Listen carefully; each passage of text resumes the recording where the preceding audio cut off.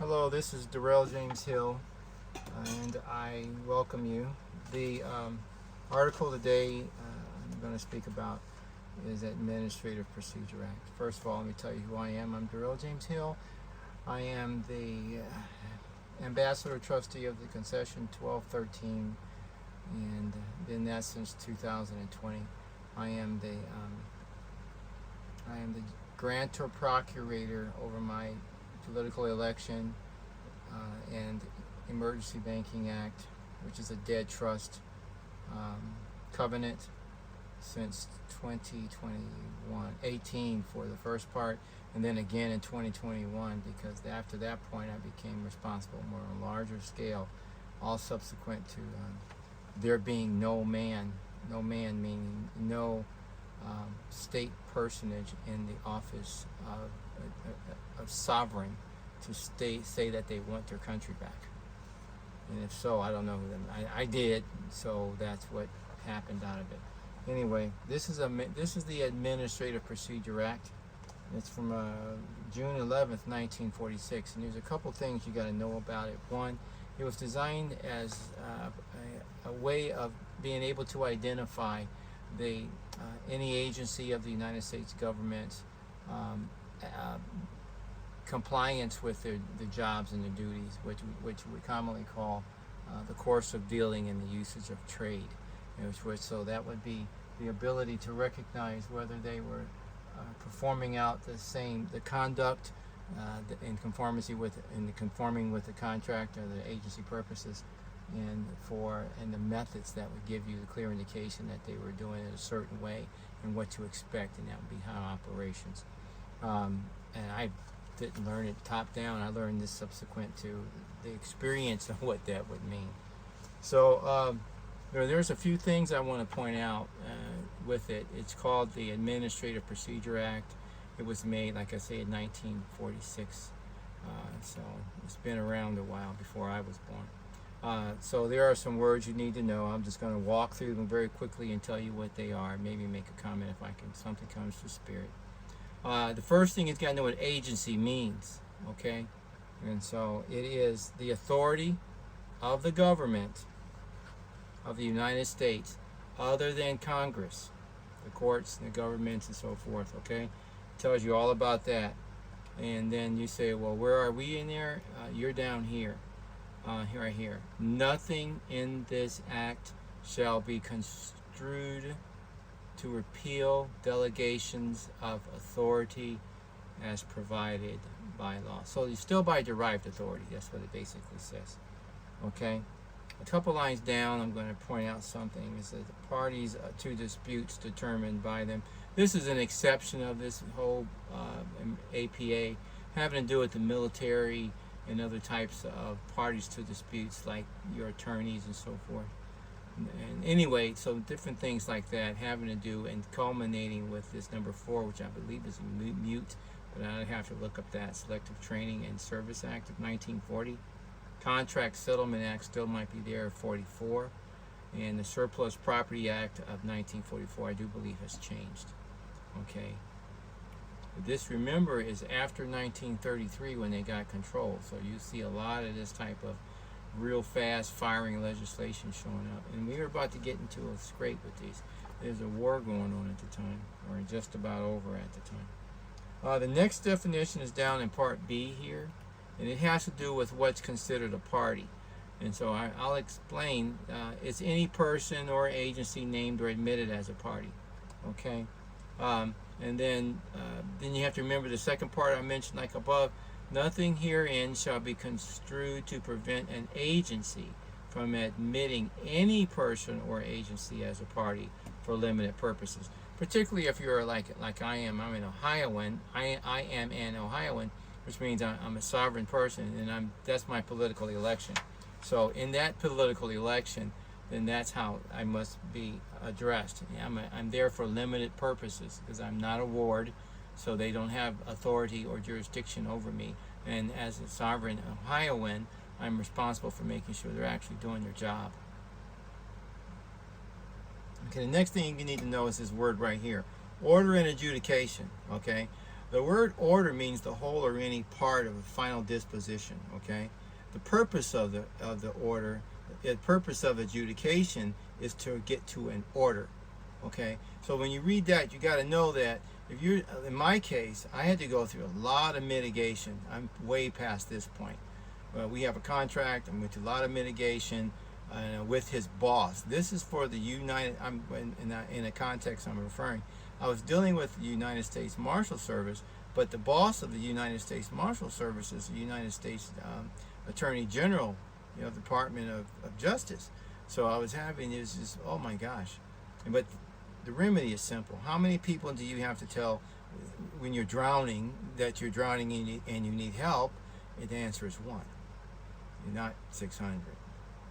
Okay, so the adjudication and order and adjudication section means the agency process. The agency process. An agency may include any agency of the government or any agency, for instance, of an Ohioan sovereign person like myself, having a business separate from and appearing as a person in a limited scope. Okay? And that is just that's in a connotation of that I am a person. And I am. A person, for instance, means previous son. Okay? License is or other form of permission. They say that you need permission. Well, as some agencies and other purposes do, but permission then has other form of position. Permission can take on a different word. License is the permission. Okay, that's what's been given, and that's the takeaway from that. License to do something. The next word I'm going to look at here is sanction and relief. A sanction includes the whole or part of any agency. Okay. The sanction that of any agency, they're talking about agency actions for which sanction would apply. Okay. This is a restriction on the agencies. Prohibition, requirement, limitation, or other condition affecting the freedom of any person. False arrest. Harm to another person. Interfering with their life so that they're not freely able to use their property. Boarding up their doors. 2, withholding of relief. If you're supposed to help somebody and you don't help them, then that's a problem. That's what the agency is not doing their job. Imposition of any form of penalty or fine. Okay? Sanction. If you do that and you don't do it right, you're in trouble. Destruction, taking, seizure, or withholding property. That's what happened with me with the DOJ thing. So, for 3 lots of them. Assessment of damages, reimbursement, restitution, compensation, costs, charges, or fees. That is taking. Okay? So assessment or charging somebody for things that you're not supposed to. Requirements, revocation or suspension of a license. If they don't do something you want them to do, which could be anything, you take away their license. Taking or other compulsory or restrictive actions. All these get into what the agencies get in trouble for. And that's what they're not supposed to be doing. Okay? Under there, sanction and relief. Relief comes when you have a right. You have a right to a remedy. The remedy then is what they call relief here. So relief includes the whole or part of any agency. 1, grant, that's given away. Assistance, license, authority, all the things they're supposed to do. Privilege, or, this is important, remedy. Remedy is to the man. Okay, so that's your nexus for man. Could be for some other things as well. Recognition of any claim. I sent claims, okay. Recognition, okay. That's a relief, okay. Right, immunity, privilege, exemption, or exception. Or 3, taking of any other action upon the application or petition of and beneficial to any person. Beneficial means a beneficiary. That's you. Okay. It's good to know. When you read it in totality, this stuff will start to make a little bit more sense. You can also listen through here after you get the document. I think I'm going to put it on with this on. I'll put this on YouTube, then I'll put the document with it, hopefully on Twitter, on my site. And okay, so agency means proceeding in action. Okay, this is the thing you have to know. Or the proceeding is for an agency to either do the job for which they are not going to be sanctioned, or failure to act. Okay, action includes the whole or part of every agency rule, order, license, sanction, relief, or the equivalent or denial thereof, or failure to act. There's only two things you can do: something or nothing. Okay, if the agency does things for which they can be sanctioned, then that's what they get sanctioned for. Okay, and how they deal with that is not external to the average person. You know, that's usually an internal matter, and they have to deal with that inside. Hopefully they're not hiring mercenaries. Okay, down below in the public information, it's very important for you to see a couple things. A is the rules, and I'll read the section that's important for you to see right here. I have a pointer, a new toy, this section right here. Okay, so and it has to do with every agency shall separately state and currently publish in the Federal Register 1, 2, 3 things, and there may be one more on another page. And then there's A, B, and C of the number 3. So 1, they have to do descriptions, okay? Descriptions right here, including delegations by the agency of final authority. You're supposed to be able to talk to somebody and establish places, or places like now online, at which and methods whereby the public, the people, may secure information and make submittals and requests. You know, I was mailing in all this mail, looking to hear back from these people, and never did. They agreed with me, and so, but they did not want to help me go forward, so they basically didn't do anything. 2, the general course and methods by which its functions are channeled and determined. What's the point? What's the purpose, nature, and and requirements? What are they supposed to be doing? Are they doing what they're supposed to be doing? Subsequent rules is number 3, and then there's some more information under that. But the most important things is that they're supposed to be telling you in number 1 and number 2. Those are critical. You need to be able to have somebody to talk to as a final authority. You can get something done, because they're supposed to be serving the people, and that's what they talked about. Because that's supposed to be done so that you can get resolve and remedy and relief, because that's the Administrative Procedures Act. If they don't have procedures, they can do anything, then they're just little tin gods, and that's a terrible thing, not good. And so a lot of times they give you opportunities for hearing and stuff like that, but if they're not doing the whole administrative act, then they're not doing their job. On page number 4, I'm going all the way to page number 4 now. You can look at that stuff when you get the document. Page 4 here. In every case of adjudication, and that is to find an order required by statute to be determined, and statutes which you're reading, and the requirement, and statutes cannot erase your rights for any agency hearing, except to the extent that they are involved, and that's the restriction. There's some restrictions. Subsequent to trial of law, any court, all that type of stuff. They say it's not the deal. So if you have a case they think they can take to court, or subject to go to court, then that's what happens. Not my case. I have to have a contract. It's a selection or tenure of an officer and employee of the United States. There's some restrictions that really don't deal with us as so much, but deals with we would overlook them in this case if we had to, in order to make sure that they were bringing in quality people. Okay, otherwise they could bring in Xi Jinping to run the country, and that's like getting the fox to watch the chicken house. No disrespect intended. I'm just saying, for differences of government type, it's worse. There would be worse. Not because he's not capable. He's capable of doing something. Okay. The other person here is saying, notice, persons entitled to notice of agency hearing shall be timely informed. What happens is they're supposed to make contact with you, okay, to identify whatever has been asserted or circumstances that have happened.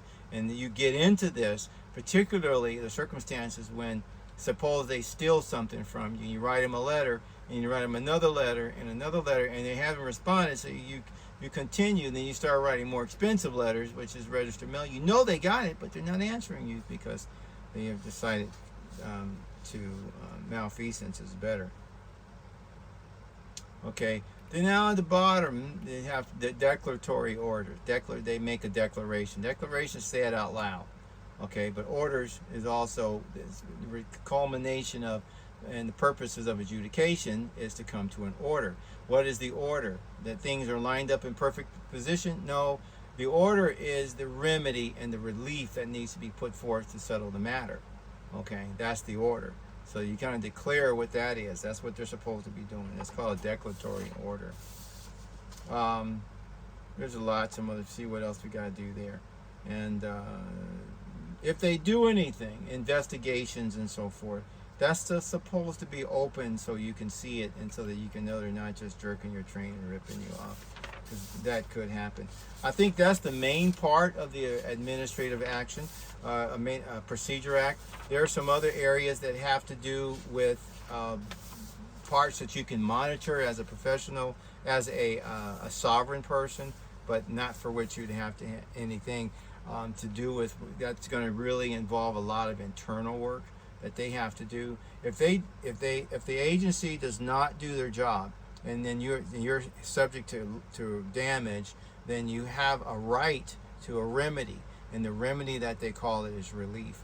And they're supposed to be able to make available to you in the federal records, in the federal register, information about how their system operates and who they're supposed to talk to get things done, and they're supposed to be accessible. Okay, that may not be the case all the time, and that's where you find the problem with the agency, and they shouldn't be operating that way. So take a back listen to what I was saying. Okay, the final part of that is that because you're a man, you fall outside the agency. Man, particularly sovereign, a ward in some cases, but typically wards sometimes are babies, and so they have to be protected.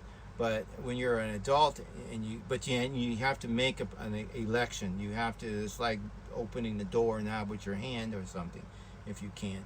It's a choice. It's a decision. You have to make the election. At that point, then you fall into a category of a specialty appearance type person, because you're not a ward. This system is designed to work with wards, and that's a different conversation having to do with fiction and commercial environments created after 1933 Emergency Banking Act. In any case, it's Darrell James Hill. I'm working for you. I love you. I want you to be okay. And first thing we got to do, though, we got to get your money back. You know, I asked for the money back. I didn't get a response like, well, we're thinking about it. We're going to have a meeting about it. I didn't get that.